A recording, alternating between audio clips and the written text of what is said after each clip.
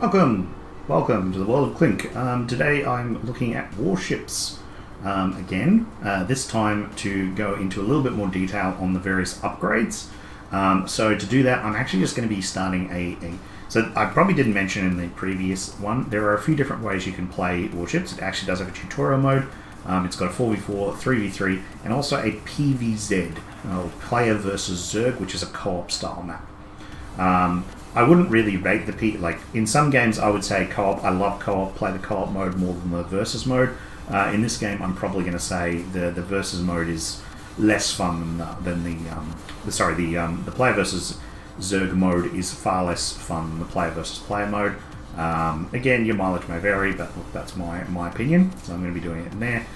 Just a couple of quick notes on the map. The author of the map originally was Tyre. I believe she. I'm not sure the best way to describe Tyre. Tyre, you'll notice from other maps, they made Direct Strike and a number of other ones. This says the map has since been moved on to different development teams who now play it. Sorry, who now develop it and update it. It is still getting updates. As well as that, you can find a number of different updated versions because a couple of the teams have gone. Some teams have taken this and gone in a different direction than what the other teams are doing. In particular, we'll mention on Asia. On the Asia servers, you can find the it's called Warships CN or Warships China, which has about 7 ship types. I'm not going to go into that because I cannot speak Chinese and I cannot describe what those ships do, but it is kind of cool. So if you can, go enjoy it. So you'll notice here as well, you've got a little bit of a guide. This is really kind of basic, but I've sort of gone into this. Gain minerals. Use minerals to build your ship. Destroy all buildings on the other enemy ship to sink them. Destroy all enemy starbases to win. Advanced instructions, micromanage your turrets. I'm not even going to go into that for a while because, again, it's easy enough just to click on your ship and right-click on something. Flank enemy ships to destroy their engines. I briefly mentioned that. Use abilities to take out, defend, or amplify key hardpoints. So that, again, is more of the advanced game mechanics. I was doing it a bit in the last game, but again, I'm not going to be really discussing that in these couple of things. And here you can go to the patch notes, so you can see that the most recent patch as they've been trying to do things, and reviews, whatever. So we're just going to create a lobby in PvZ. I'm just going to be doing this myself, solo. You can win the player versus Zerg solo.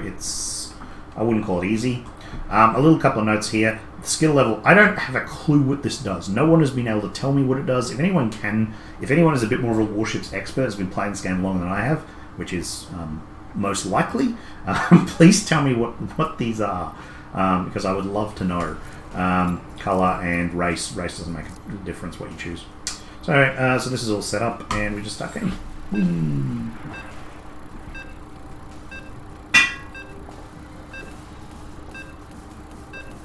So I'm going to do 2 maps here, and lastly it's just going to be focused on what the various upgrades are. I'm not going to be worrying too much about winning or playing the game. It's simply going to be showing you guys the upgrades on board the ships, and that will be focusing on the Terran and the Protoss. I'm probably just going to keep this as one video for the moment. If it turns out really long, then I'll split it. Well, command and control link established. Editing. Move out, Commander. Alright, so we want a Terran ship. So I'm just going to choose we'll choose the assault battleship. This is relatively straightforward. So player versus Zerg, it's basically the same game. The computer controls the Zerg though, and the Zerg just spawn lots of little units which come at you. Again, it's not as fun, I would say, as the regular game mode because the Zerg have very obvious counters, so you don't really get a chance to do much of the game. Alrighty, so first up is I'm just going to go through the equipment boosters. So there's 2 boosters. You've got for Terran, it is boosters, which is 400 minerals for an hour to enable boost, which can't be used to the engine destroyed, or engineering repair stuff, which instantly just restores the destroyed engine. This is my opinion, I have not found a useful need for engineering repair staff. I've found a couple of very odd situations when it would have been useful, but in general I would say the boosters are always going to be more useful because they will get you into position, or in a lot of cases get you out of position. This is really only useful if your engine has been destroyed, whereas this is always useful. except if your engine is destroyed. So it's sort of much of a muchness. Plus, you can always take repair equipment to repair your engine. So, and you can't. There is no speed boosts. So I would always pick boosters above the engine, the engineering repair stuff. If you do feel you want to try it, you can also uninstall it the same way as you can any other equipment, and that basically works that way. They're going to start destroying my stuff. I don't really care about that. Okay, so let's start off. Small turrets. Roger that. So you'll see here you have a small turret. It does basic damage. Shield integrity at 50%. It's relatively slow firing. It shoots on a little sort of like burst thing. Does some basic damage with range 15. Range 15 is essentially the end of short range, start of medium range, I would call it. It's crap, right? It does its basic stuff. Should also note it's light, so the stuff that deals extra damage to light stuff will deal extra damage to this turret. Let's turn the game down a little bit while I talk.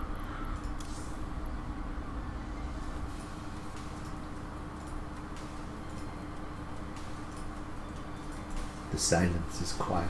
Alright, so what you have here, so Terran-wise, Terran small turrets can be upgraded into one of these 5 turrets, which can then get a reactor added. There's no separate splitting after this, it's just one, or it's basically just upgrade to the next level.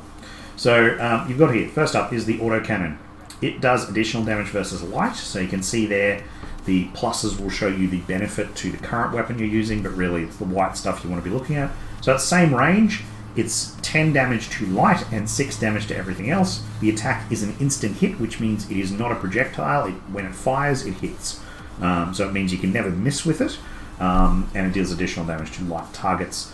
What it doesn't tell you is the weapon speed or anything else, but we can go into here. So weapon speed, it's twice as fast as that previous thing. It's actually 20 damage versus light. Go figure. And 12 damage versus everything else. So that's, oh yeah, sorry, I should probably mention that's actually the DPS it shows you here, damage per second. So yeah, essentially it's 10 damage per second because it fires once every 2 seconds. Blah, liar. Alright, so the other thing to note is it does change its health. So you can see that's got 300 health, that's got 200 health. Health is important because if you've got weapons essentially to shoot at hard points with projectile weapons, you need to shoot through the hard points that are in front. So you can use hard points, either big or large, big or small, to block projectiles from hitting your other key systems. Insta-hit doesn't care. You can always hit whatever you want to fire at with your insta-hit, provided it's in range. So that's another reason insta-hit stuff's good. As you can see, I can upgrade this to deal, again, that essentially doubles its damage. Doesn't increase its range, and doubles its health. So reactor is a good upgrade at some point, but essentially they'll all essentially upgrade similarly. So this one here, so next one we've got is the plasma battery.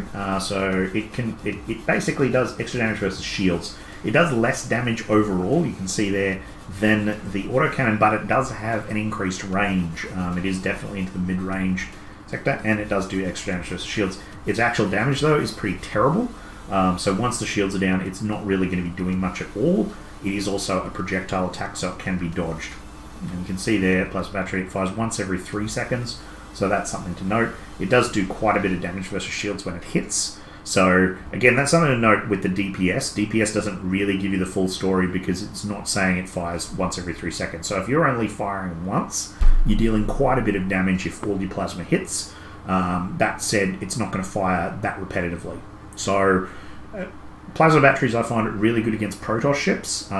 If you need to take down heavy shields, plasma battery is the way to go. But that said, it doesn't deal too much damage. So it's really up to you. I did forget to mention, what do you want to use autocannons against? Light targets. I think that's pretty self-explanatory. If the enemy is using light fighters that are light, so not armoured fighters that are light, or is using lots of small hardpoints, which are also light, then autocannons are great because they annihilate light stuff with like nothing else. Do I need to start defending this thing? Nah, that's fine. Alright. Next up, we have the missile launcher. So this was mentioned a bit in my last video. Missile launcher, decent. Like, look at the range, 25. That's not the longest range in the game, but that's pretty long. How far is 25? 25 is about the length of a screen, so it's about to there from what I've found. I'm not 100% what the actual range in Starcraft units is, or what the units in Starcraft for range is, but yeah, it basically shoots a screen, so that's good. It's a homing attack. Now, what does homing attack mean? Homing means it's a projectile, but it's going to home in on your target, so you can't miss with it, but it's still got time between its firing and it's hitting the target. But whatever you fire it at, it is going to hit it, unless that moves out of range or something. So that's what missile launcher does. Again, it does extra damage versus armored, and we'll just have a quick look at it. So it does.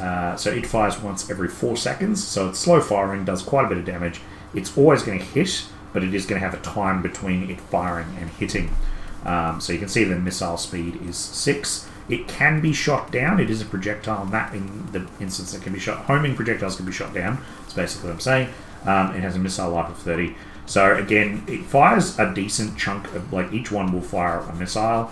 So if you've got a few of these, it will generally overwhelm any point defense. You will get some missiles through. And again, its long range, I find, makes it a very versatile weapon, even though its damage is, say, less than the autocannon. What do you want to use this against? Well, big one, of course, is armored. It does extra damage versus armored. So a lot of the fighters that you will see are armored. The battleships produced by these are small units produced by the shipyard is armored. So it's great against killing armored targets. And again, it's versatile because it is long range. If you're really unsure, these two turrets, missile and autocannon, are generally your best bets because they deal damage against the majority of targets that you're going to be facing, both are good. So this is short range, deals more damage. This is long range, deals less damage. That's really all you need to know. Next one we have is the rocket pod. I love rocket pods. What is the rocket pod? I have just skipped a little bit. I'll just go back. What is the rocket pod? The rocket pod is it's basically your DPS small turret. So it's got a low range, it's a very short range, 10, which is not far, it's about there. Yeah. It fires as a projectile, so it can miss. It fires relatively slowly, speed of 4, so once every 4 seconds, but it does a ton of damage. And it does extra damage versus stations, so the things you need to kill to win the game, and it doesn't care what it's firing at. If it hits, it's going to deal the most damage out of any of your other weapons. That said, it's got a really short range, so rocket pods are best used if you're going to be a starbase killer and build your ship around killing starbases. It's really good because it deals mass damage versus starbases, and it's also really good if you're going to be a close range brawler ship. On something like the Assault Battleship, which is a close-range brawler, rocket pods are, I would say, number one. I would be getting rocket pods over pretty much any of the other turrets, except maybe a few autocannons. Again, it'll depend a little bit on your situation. But, yeah, rocket pods are your damage-dealing murder thing. Because that's what they're good at. They do miss, so if you're getting targeted, if you're up against a lot of rocket pods, you want to be moving your ship out of the way as fast as possible. Hint, boost, hint, because otherwise you'll be taking a lot of damage from those. Probably the other one weakness is if you've got a lot of them, they do tend to oversaturate, so they'll deal extra damage to the target beyond the hard points. So they'll kill probably less hard points, but still be dealing damage to the ship. So that is one little thing, sort of quirky thing with them. So just be aware of that. Last up we have the Mortar. I've seen a lot of hate for the Mortar, particularly in some online guides. Again, your mileage may vary on what you're told about this. The Mortar is the longest range small hardpoint. It's got a range of 30, as you can see there. Its damage, though, is tiny, so it doesn't deal a lot of damage. It deals jack nothing versus shields. So why would you? And it's a projectile, so it can be dodged. Why would you take this? Because it's got a splash radius. Now, splash radius, some weapons will have a splash radius, a lot of weapons don't. Splash radius means when it hits, it's going to hit everything around that target once the shields are down. That's very important. So once the shields are down, if you were to fire it at, say, these 5 little things that I've got here, it would deal damage on a 2.5 radius. So what's that, like 1, 2, yeah, about there. So it's going to be dealing damage essentially all around there, which is, like, that's a big hit, right? And it's going to be dealing that damage spread across that area. So even though it's not going to be dealing much damage, it's going to be dealing it across multiple things. So if you've got lots of small turret, if you're against something which has got lots of small turrets, they're quite good, and particularly if you've got a long-range ship which doesn't want to be getting into combat, they are useful just as extra projectiles that are going to be hitting and dealing damage. One thing to note, if you build a ship which is incredibly mortar-based, you will find that your computer may start to slow down. That said, mortars, if you've got like a close ship like this, I wouldn't build mortars. They're too... I'm not saying they're not situational, and that's probably why they're disliked by a lot of the community. It's just they're not. They can be a bit situational on certain ships. Other ships can use them to their full ability most times. Like a Gorse cruiser, which is a long range DPS, can definitely use them because they're going to be in the same range as most of their other weapons, so they can continue to fire them. Which is, I mean, that's the thing with these, because they deal less damage, you want to be firing them as much as you can. They've got a 4-weapon speed, which is slow. So, it's just something to note. Again, just looking at the upgrades of these. So, again, they don't speed, nothing really speeds up, it just generally doubles its damage once you do the upgrades. And might look a little cooler. Look at that, 100 damage. 100 damage! This thing has 600 life, like, look at the life on them. So that should also be noted. Mortars have less life than sort of most of these. I think all of them have the remaining same life. So again, that's just something to note when blocking. So autocannons and rocket pods have your most life. So if you are using a number of these different turrets, you probably want your rocket pods on your outside or your autocannons, and then your other turrets in between them. I'm gonna have to split this video because I hate editing. And that was like 10-15 minutes talking about just 5 turrets. Go me. Alrighty. Actually, you know what I'll do? I'll put bookmarks in this video. Haha, smart pat. Smart think. Alright, so let's have a look at everyone's fun. The big turrets. Yeah, large turrets. So large turrets take up, as you can see here, a 3x3 square, so 9 squares in a block. So you can only fit a certain number of... You're only going to have a certain size limit to how many you can fit on a ship. The assault battleship, if properly built, can fit, 1, 2, 3, 4, 5, 6, 7, 8, 9 of these. I think. Yeah, it's 9 of these. So 9 big hardpoints. So first up, it's armoured, right? It's got a hell of a lot more health than these small things. You will note, so a base small hardpoint has... Look, there's a little bit of math in the health. I'm not going to really go into that too much. But you could say for money's worth, if you were to put 9 of these down, you might end up with more efficiency than one big turret. But if you're up against splash damage, it'll also die a lot easier. So again, work out what you want to do with that. Anyway, large turrets. Terrans have 6 different turrets that they can build onto their large turret, or upgrade to.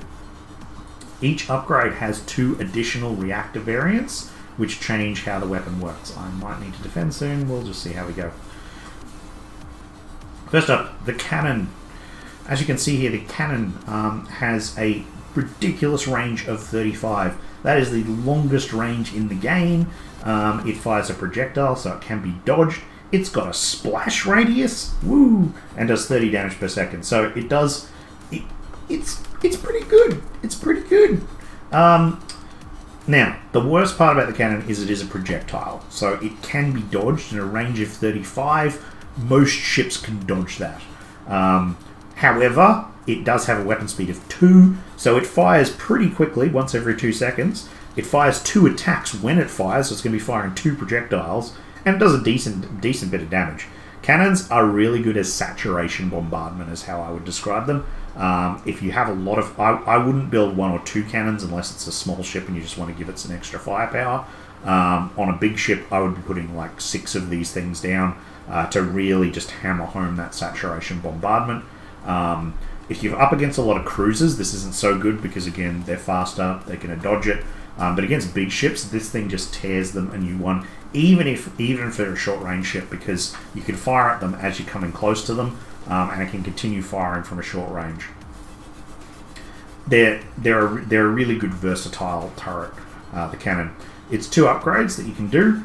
So one upgrade is penetration. So this increases its damage enormously. You can see there up to 120 damage from, what was it? I think it was 30 per second. So that's an enormous damage increase, as well as a health increase to 4,000.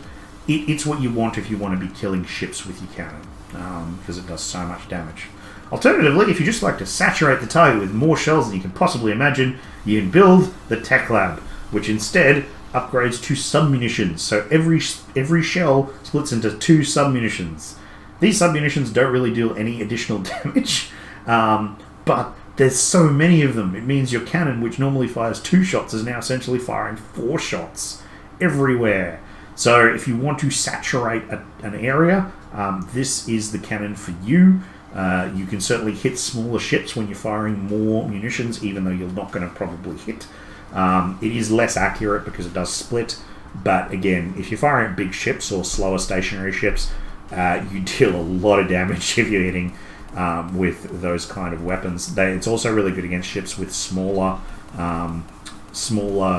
turrets, because again, it's going to be splitting out into, and it's got splash, it's going to be splitting out and dealing damage to all of those turrets. So if you can think about it, a cannon shell fired this way, hitting here, it's going to split about there, so you're probably going to be hitting all along this side of the ship. Very powerful if used correctly. I just love this because it's just a ridiculous amount of shells. That said, don't always pick this. The penetration one is also very, very good because of its damage it deals. Again, situational. See how you go with them. Have some fun. Next up, we have the artillery. So artillery, briefly mentioned in the other video. Artillery, its biggest point is that it is an instant hit.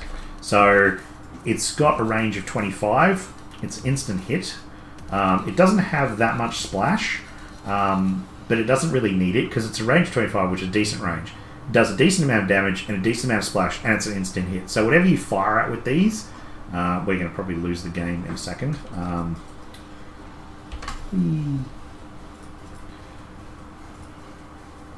Note that you cannot build while you're under attack. I'm just going to go sit here. Let's just build some basic turrets.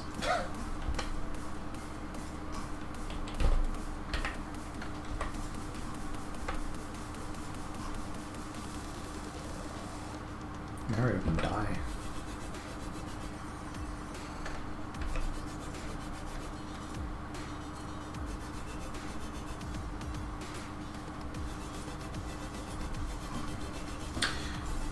Alrighty, as I was saying, so it does a decent amount of damage. It's splash damage and it's an instant hit from 25 range, which is a decent range.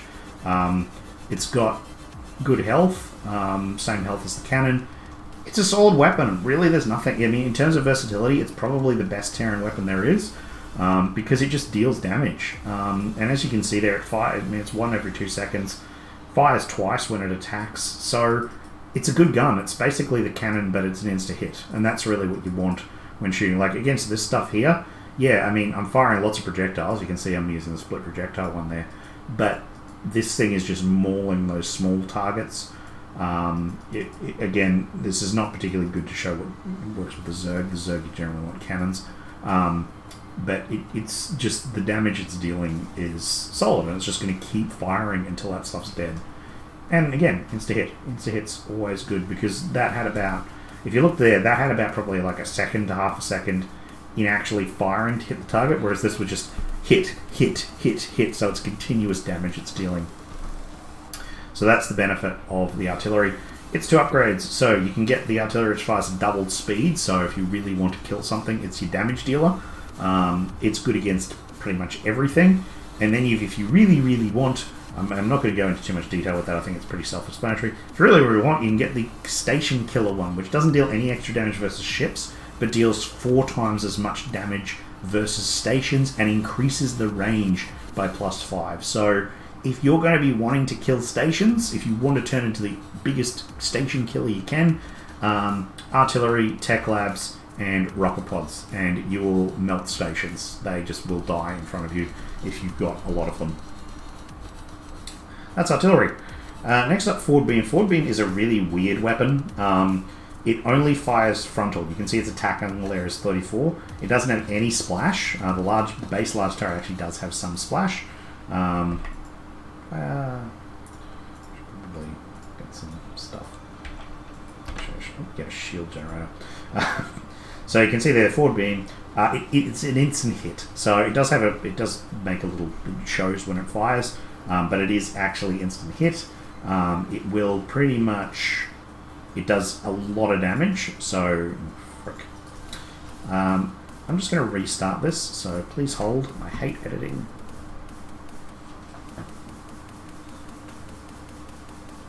To finish off the Terran hardpoint list. Whew, there's a few of them. Alrighty, so we got up to, before the Zerg destroyed our base, the forward beam. So the forward beam is a front firing weapon only, so attack angle 34 degrees, which is about, it's essentially like that.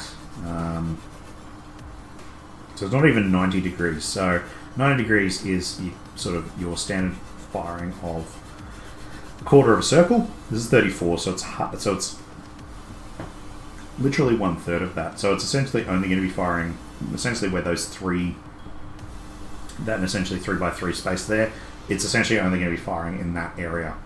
What is the benefit of forward beam? Because that sounds pretty crap. Well, it does a lot of damage and it's an instant hit, and that's its main thing. It also has a lot more health than the other turrets. Now, there's a couple of important notes with that one, but we'll get to it. So you can see there, it fires once every 2 seconds and does 80 damage. That is the highest damage of anything else that we've fired. It's got a range of 25, which is decent, and it fires directly forward. So the main benefit of this gun is if you want to deal single target damage. So no splash, because it's got no splash, but if you need to deal damage to something, it's really good. However, and this is the big however, you can only fire a forward, which we've been through a couple of times, but it is the biggest negative against this weapon. Does that mean it's useless? No, it is really good for when it's used correctly. With a ship like the assault battleship, some of its abilities, particularly say siege cannon, fires frontal only. So that was probably a bad description, but essentially, like if I want to fire there, they'll have to turn to fire because it's got a similar angle of attack. I think it's about 90 for that one. So ships that are already going to be facing forward, or you want to face forward towards the enemy, the forward beam's not really a negative because you're going to be facing towards the enemy, so you should shoot it. The downside to it is if you're trying to run away, generally speaking, if you've got a forward beam or a lot of forward beams on a ship, I would never bother running away. And the other thing is you can't deal with a lot of small targets. So that's sort of the negatives to it. The other benefit I'm just going to mention with the health is that when fully upgraded, it's got 8,000 health. That's a lot of health. It's twice as much as any other heavy turret. So if that's at the front of your ship, that's essentially going to be a block against any other projectile weapons coming at it. And again, it can shoot behind whatever you're facing. So because it's an insta-hit weapon, you can target specific hardpoints in the middle of a ship, and it can fire and hit those directly.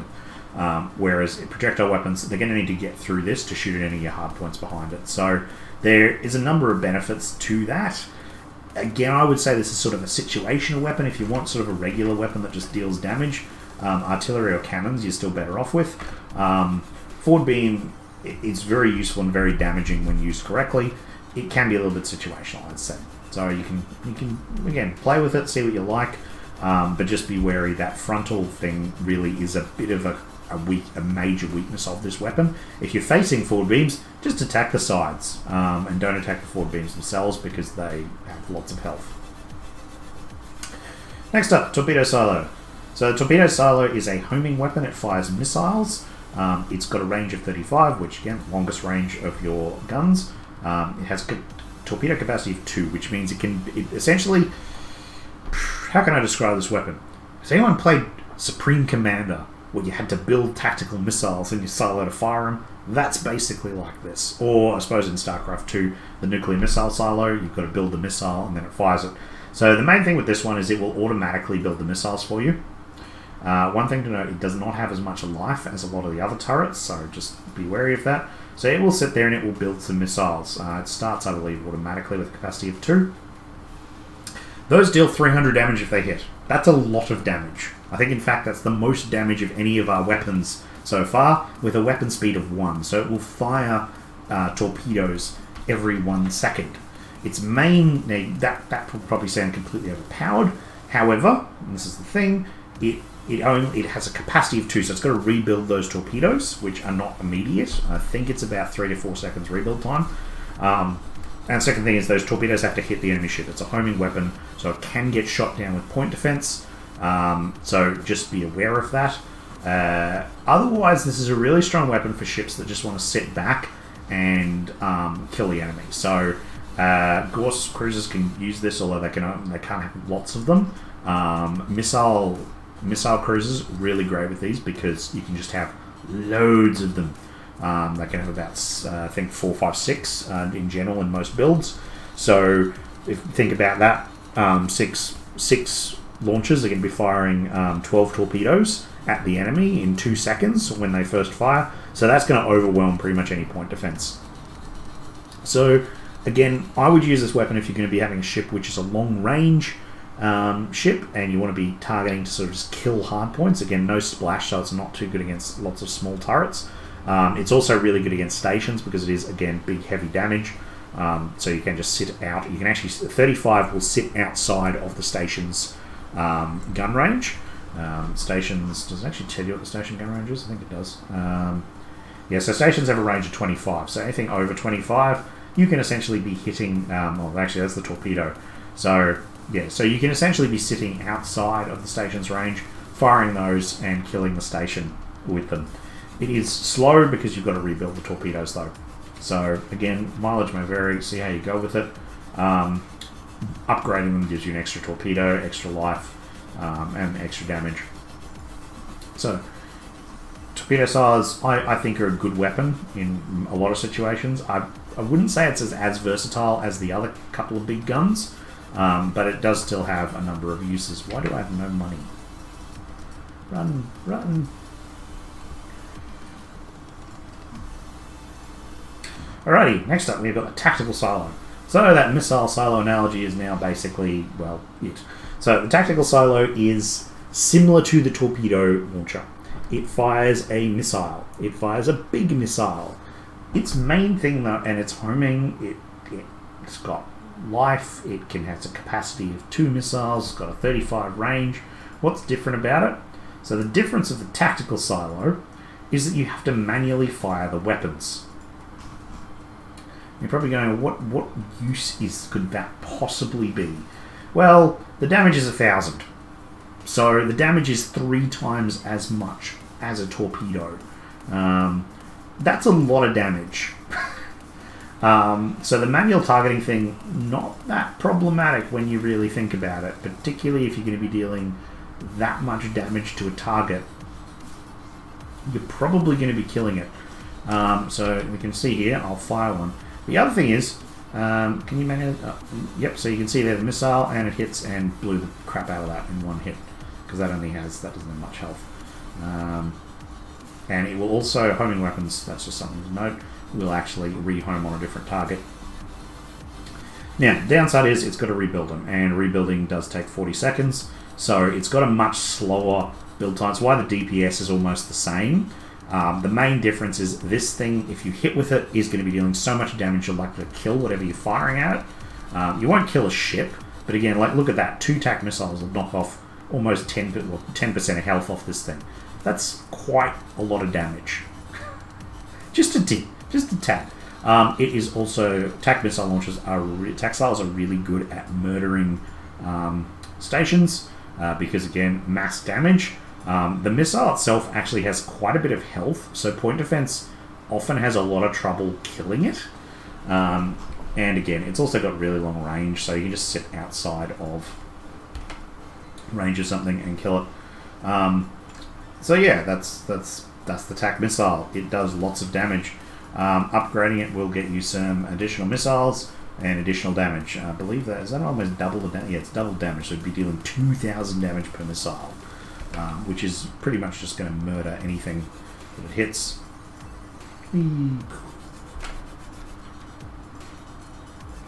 Actually, I want to see how much health it's got. Can't tell me. Anywho, someone will probably have that math somewhere. Just look up it online. Alright, so next and last weapon to the Terran arsenal is the bomb bay. So the bomb bay is your anti-small turret problem or small equipment problem. Bomb bay it fires an unguided projectile weapon. I've seen them slightly home in, so I'm not sure how precisely if that's working exactly. With an enormous splash radius of 4. Look at that splash radius. It's also got a decent range of 25. Like it's not bad in any case. Now it'll build bombs, so it is similar to the Torpedo Silo that's got to build the projectile. And there you go, bomb. Whee, bomb. Now the bomb does 300 damage or 450 versus shields with a splash of 2. That's enormous, right? It is the biggest, like, aside from the TAC missile, it does an enormous amount of damage. And if you think about it, if it's splashing, that's actually probably doing more damage than this single target thing that is the TAC missile.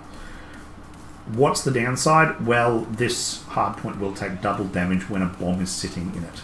Now, when you're building a bomb and in combat, you're generally going to be firing it pretty quickly, but there's about a 1 to 2 second delay there where you can get this thing to hit, and it will take, again, double damage, which could kill it. That's the downside. It is a projectile, but from what I've seen, it doesn't get shot down. Correct me if I'm wrong. So, yeah, again, deals a lot of damage, splash. If you're encountering ships with a lot of small weaponry on them, just get a couple of bomb bays, and they will probably have to change their ship loadout, or you'll just win the game because you're dealing so much extra damage across their ship. You can actually, like, I've before with like 2 to 3 bomb bays completely destroyed a ship which just had small hard points. Because think about it as well, like those small hard points generally have 300 life. This is dealing that 300 damage immediately. So once the shields are down, you'll just tear apart a ship with just small hard points. Also, the other good thing about this with the large splash, it's also great against fighters and so on, because again, 300 damage will kill most fighters, regardless of whether they're armoured, light, or whatever. So that's its main thing. So again, I would probably put these type of weapons. Again, these 4 weapons here, all are somewhat situational. They could all be countered relatively easily, where the cannon and the artillery are less able to be countered. So because these are all various types of missile launchers and so on, they can be countered with point defense or through playing various other ways. Doesn't make them bad. They all deal more damage than the other 2 turrets. You've just got to use them correctly. Have a play with them. Try them. See what they're like. Smaller ships, again, I'd probably just stick with the artillery and cannon. There are some reasons to use these ones. Just try them out. See what they're like. If they're terrible, you'll learn how they work. One little thing I'm going to note for the stealth cruiser, TAC missiles have a special use in that you can use it while cloaked. Again, have a play with it, see what you like. The hangar. The hangar builds fighters. I'm not really going to go into this in detail. You've got like fighters to build. They sort of just tell you what they do. Viking, it's an armoured fighter. It does extra damage versus armoured. It's a good all-rounder. Wraith deals extra damage to light. It is also the fastest to be rebuilt. So if you want to swarm your enemies, Wraiths are really good. Banshees deal an enormous amount of damage. So they truly are your bomber. If there's not much anti-air defense, or the enemy's not got lots of fighters, go Banshees, and you will utterly destroy anything that they go after. Diamondbacks are your heavy fighters. They've got lots. They are relatively slow to build, but they are the toughest fighters you can build. If the enemy has lots of anti-air defense, you want to build Diamondbacks, or lots of big splash damage versions, Diamondbacks, because they can survive the initial hits on them and then still be able to deal some damage. Lastly is your Raven, which just heals you. The 2 upgrades here, one is a control tower, which you can only have 1 of, and the other just Basically, these upgrades just increase your fighter capacity. The only thing is the control tower will give all of your fighters a bonus to them in that you can, for Terrans, they can cloak. So if you're going to be building fighters, you want to get the control tower as fast as possible. Don't even bother building extra hangars, just build the control tower because it upgrades the amount of fighters you can have and gives them cloak. Very important. I'm not going to go too much more into the hangar because it's more like you'll see that more with ships specifically. If you've got a small ship that isn't either, again, if you're not playing either the carrier, the shipyard, or you know the game well, I wouldn't bother building a hangar because it's in some respects a waste of space unless you can use those fighters well. Next up we have, I'm going to go through the shield dome first just because it's probably a little bit, it's the big equipment you're probably going to be using a bit. So shield dome gives your Terran ship shields. It can be upgraded into a heavy shield dome, which gives you more shieldy things, the fusion core, which gives you more energy, or the repair system, which does a really big repair beam. I'm going to say it, I think if you're playing Terran, you generally want one heavy shield dome. There's a few instances where you don't, but in almost all cases, a ship should have a shield generator of some capacity on it. There is a small shield generator, which we'll get into, but I would always say build a shield generator, particularly early game.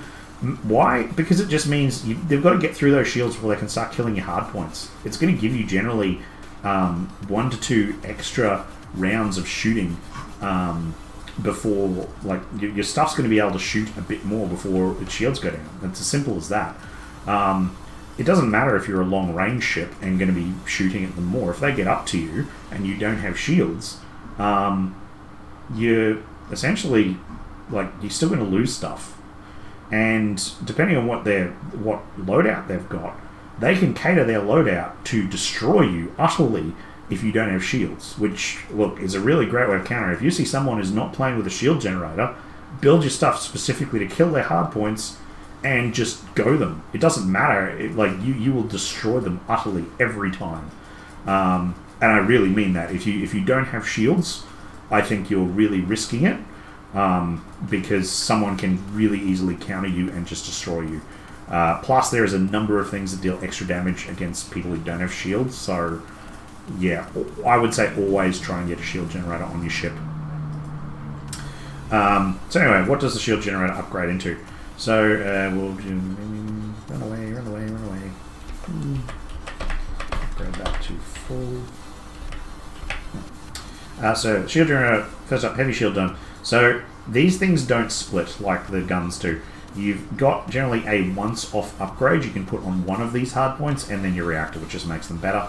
Router is the main thing with this, and so the heavy shield generator can be upgraded to a router, which allows you to put a sort of super shield on 3 hardpoints of any type. Most people generally put that on the engine, the shield generator itself, and something else. There's a couple of different ways you can do. Some fun little things I like to do is, like, if you've got two forward beams on the front, is to shield those. So it means trying to get through your ship. The front of your ship is just an exercise in futility. Yeah, again, just to have a try of it, see what you want to do with it. But that's generally the benefit of the shield router and the main benefit of building a heavy shield dome in the first place. Next up, we have the fusion core. Fusion core increases your energy. It's got an additional upgrade called the turbine, which will decrease your skills and the time it takes to use your skills. Most ships will have a set of skills which are your basically two regular skills, a skill that doesn't use energy, and finally a ultimate which generally uses a lot of energy. Having a fusion core and a turbine is quite useful in a lot of situations. Some would even say a turbine is a mandatory pick for Terran ships. I don't think that's 100% true, but it's a good solid pick. But again, you've sort of got, I mean, this is where this game gets a bit resource intensive. You've only got a certain amount of hard points to use. So is a fusion core something you can dump? Well, there's sometimes you might want the fusion core and you might dump the shield generator. There's a number of different ways to think about it. But again, you need to know what you're dumping for what benefit you're getting. And some ships, their abilities are less useful. I personally find the assault battleship is one ship you can probably forgive. You probably don't need the turbine. again, your mileage may vary, and it's still a good pick. There's not really anything wrong with it. It's really just how do you choose which one you get. Lastly is the repair system, which is pretty straightforward. It only has a straight upgrade to a bigger repair system. It repairs your stuff. If your stuff gets damaged, it will start repairing it slowly. I don't think your repair rate 30, so it repairs 30 hit points a second. It'll just start repairing. You kind of want it towards, I generally suggest putting it towards the middle of your ship so it can reach everywhere. It will also repair friendly ships of any type around it, so there is benefits to having one. Again, small ships, it is a bit of a utility item, so if you've got a small ship, I probably wouldn't bother with it. There's better ways of using your hard points.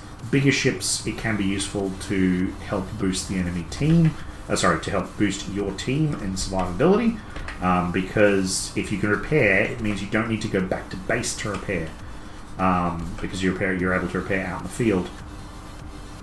Can mean your ships have a little bit longer life to them, particularly after surviving an engagement. You'll get a bit of time to repair. You can also keep going in an engagement sometimes a little bit longer with that repair ability. Boom, take forward beam, yeah. So that's your big turrets. And last thing is the small equipment, and this is actually quite quick because again I don't need to build every single one of them because each one just has a standard reactor upgrade. There's no duplicates here. So from the top, heatsink. So basically, to do this, you build a vent. A vent gives you some extra energy, which is its base ability. First up, we got the heatsink. So the heatsink gives you additional energy regeneration rate and more energy.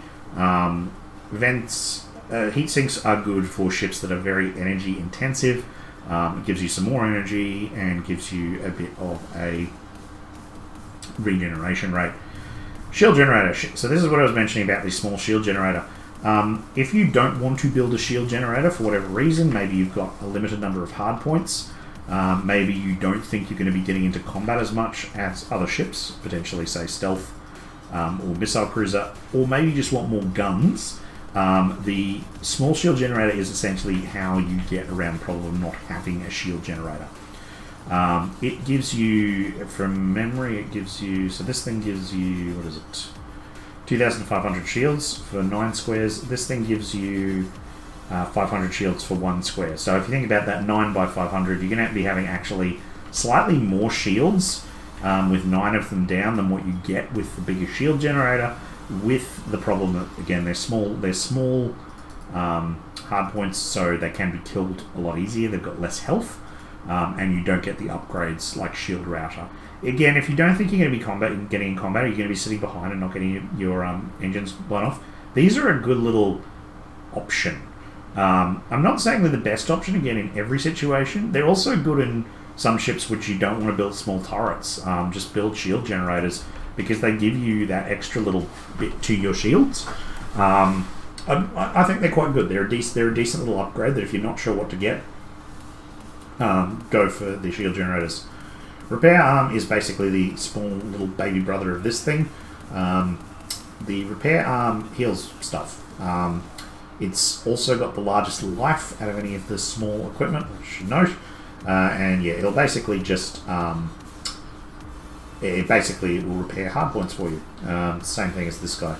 Having smaller ones rather than the big one, again, there's benefits and disadvantages. If you're fully healed, you can heal multiple things with them.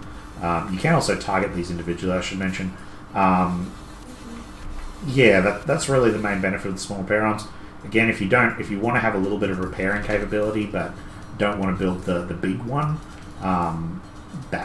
build a few small ones. That's really as simple as it gets. Probably overkill. Boom, yay. Stupid Zerg. So that's what the repair arm does. It's also useful again because it does have more health. You can use it to buff up. God, this thing's going to make it kill it, isn't it? Die. Boom. Now that's warships.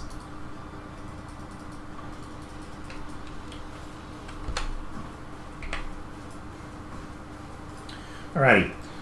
Point defense. So if you watched my previous beginner video, you sort of probably saw what point defense does. Point defense fires off a little laser beam that will take out homing projectiles, so homing weapons. So anything that has the homing trait, it can shoot down. It does have a cooldown, like I think it only fires once every couple of seconds. So it's important to note that it is not the be-all and end-all of missile defense. I'm going to go down. It's probably going to need to restart, which is not what I wanted to do because I wanted to finish the video. No.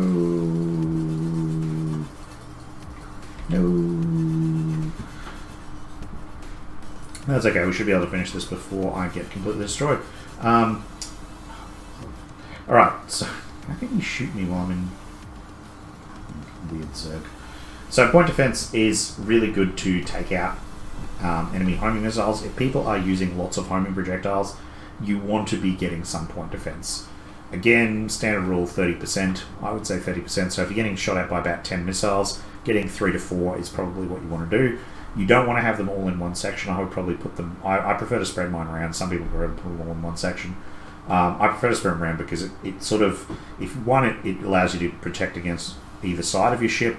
Two, it means that if you're getting lots of missiles from one side, the front ones are going to go off first, take out the first thing. The back ones are then going to go off, take out the second wave. Then your front ones will then generally be ready to take out the next wave. Oh, I can do it while I'm defeated. Oh, why didn't I do this last time? I'm dead. Yay. So that's where point defense comes in. Oh, for love of... Go away. Stupid Zerg. I just want to do a video on how stuff works. Why is this so hard?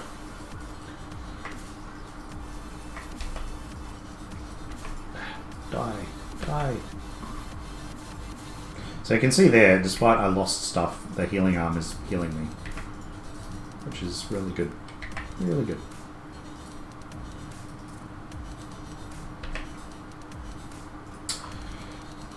These last three are more utilitarian things. These two, in the lockdown launcher and EMP launcher, are manually targeted, similar to the TAC missile. Takes time for them to get available again. The main difference between these two, lockdown launchers lock down hardpoints. EMP launchers reduce energy of an enemy ship. There are benefits, and also I believe does some damage to shields. Both are very situational. Both are useful, but you've again sort of got to, because they're manually targeted abilities, you've got to be ready to actually do that manual targeting. They are good in screwing with your opponents. They are absolutely useless against Zerg, so don't even bother buying them. But again, they depend on what you're trying to do. Because they are taking up a small hardpoint slot, it means you're losing access to something else, and you're only gaining the ability to use, well, an ability that will not cripple an enemy ship or destroy them, but simply stop them from doing something. So EMPs essentially will stop their skills. It will also deal damage to shielded ships such as Protoss, and lockdown launchers will close down a hard point completely. Can be quite useful against stuff like carriers or other people using like heavy torpedo batteries or tactical missile size, because a lockdown launcher will just go nope, that hard point isn't working. Weaponry, it basically goes, hey, that hard point, it's not firing. So again, there's good benefits to it. It's just got to be manually fired, and that's probably the weakest point of both of these things. Last up is the sensor array. This one's pretty straightforward. It gives you the sensor scan ability from regular Starcraft. I would always recommend getting at least one, preferably two, if you are playing Terran. I cannot undersell how useful these scanning is. The ability to just every so often just do a scan just to see what's out there means you can't really be surprised. It means if you're going into a situation where you're going to go for some like big mineral patches, you can see what's there, so you don't accidentally walk into an ambush. As well as that, there are cloak stuff in the game, and it means you can see that. If you have got cloak stuff, particularly the stealth ship, I'd probably get about 2 to 4. I'd probably get 4 of these. I would never not get these. I always get a couple of sensor towers. It's no matter how small a ship, it's a useful ability to have to be able to see enemy ships. And if you've got 4 Terran ships and a 4v4, and all of them have 2 sensor towers, you're never going to be surprised. You're never going to have a station taken by stealth.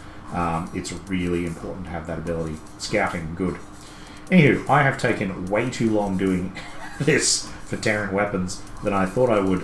It really shows you the depth of hardpoints available in this game and customization.